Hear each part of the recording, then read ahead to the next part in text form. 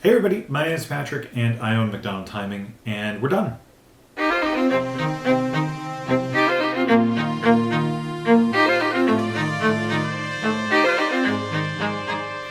So yes, it's early November and I'm pleased to say that we are done timing cross country, at least for the year. We do have one indoor event in December, and then in 2021 we've got some indoor and more cross country. Winter cross country for colleges. The NCAA just the other day granted basically a blanket waiver allowing athletes to compete this year without using eligibility. So we've got cross country coming up, which is kind of bonkers. It's going to create some real issues for us. I will be insulating the van and then bringing in a panel heater to keep myself warm. We could always use just a regular space heater, but that will use 1,500 watts, which is almost the capacity of most of our generators. So not too interested in doing that. Couple other van projects, automatic transmission fluid, need to do that. Actually going to swap the seats around because the driver's seat now has 214,000 miles on it. It has a little bit of a tear. It's a little bit softer than it should be. Going to trade that with the passenger seat. We can't actually buy new, but I'm not going to try that just yet. So I'm going to just try to do the swap and see how things go. No, but overall, it was a great year. I'm pretty happy with how things went. We had a few bugs that kind of came up here and there. We definitely learned a few lessons this year. A couple of bugs came up last week actually, which was our hell week. We had rain on Monday and Tuesday, and then so much rain on Wednesday that they punted that meet to Friday. But we had a reader issue at one of the events, and unfortunately it was not my event. It was my tech and my wife had hardware failures, what we thought it was. And I think it just was actually a connection related issue. So we're going to work on that, but kind of go from there. A couple of things we learned. About every 3 years, we get an email from a parent that reminds me we shouldn't be interacting with parents.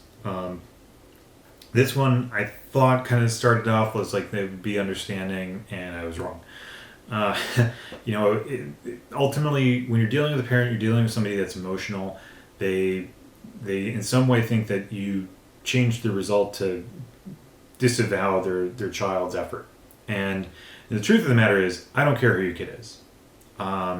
People ask me, coaches ask me, who won that last race? I don't know. I don't care.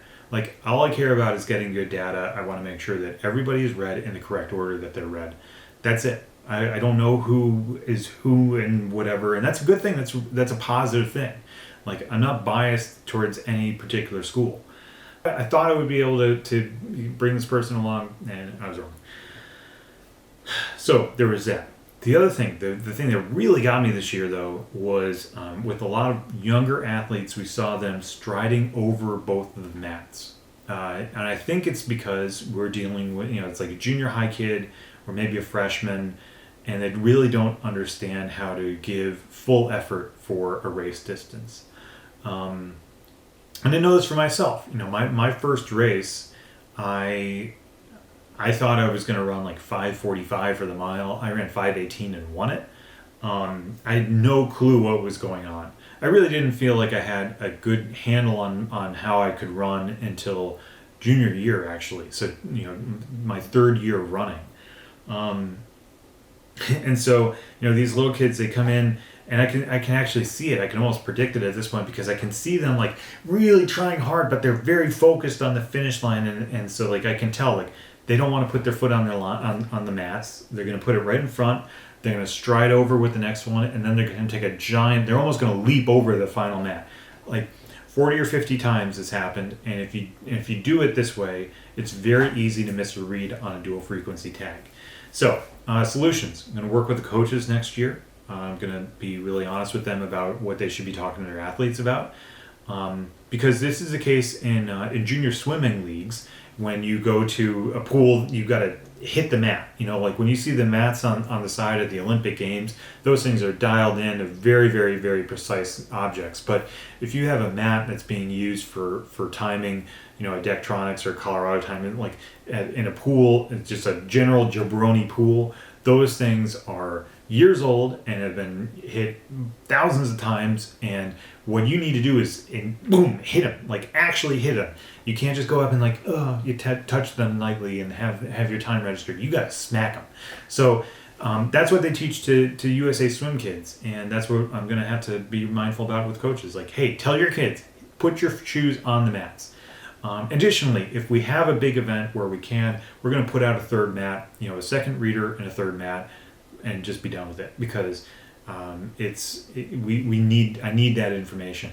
The real issue isn't to me that we're having that kid not read initially, because when I'm there, I'm in it, I'm following along, everything going as it should.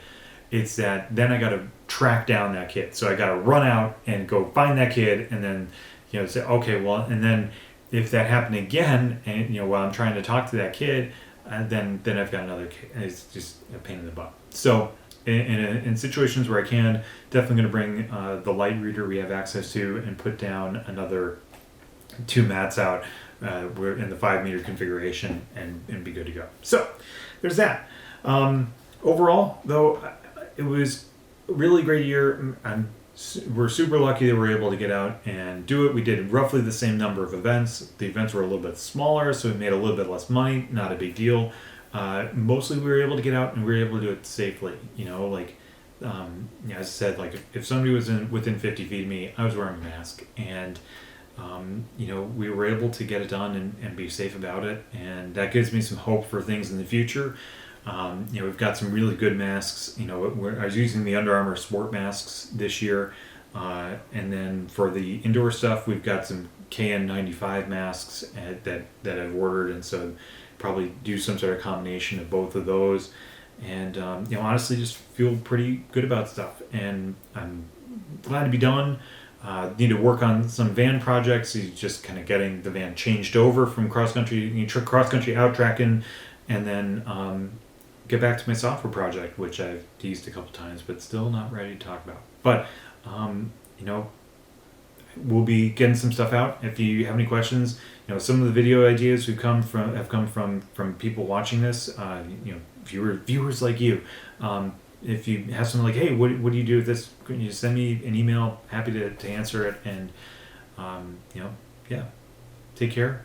Happy Thanksgiving, Merry Christmas, Happy Holidays, Happy New Year, all that stuff. I don't know when we'll be back, but probably a vlog for our indoor stuff. Anyways, take care. Thanks for watching.